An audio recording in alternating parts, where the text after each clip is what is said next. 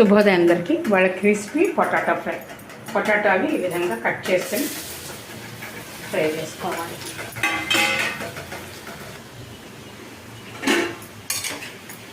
బంగాళదుంపలు 3/4 మగ్గిపోయాయి. ఇప్పుడు సన్నగా తగిన ఉల్లిపాయలు,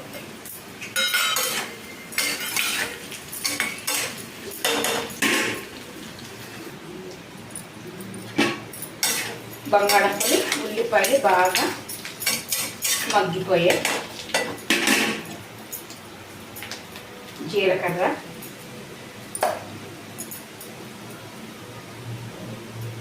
కారం తగినంత,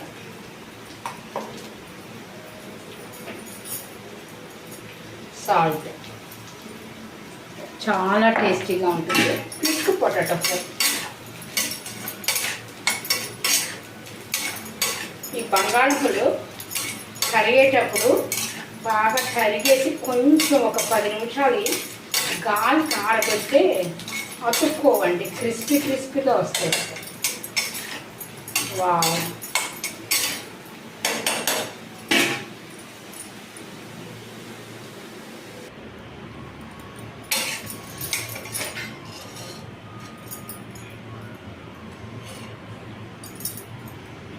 వావ్,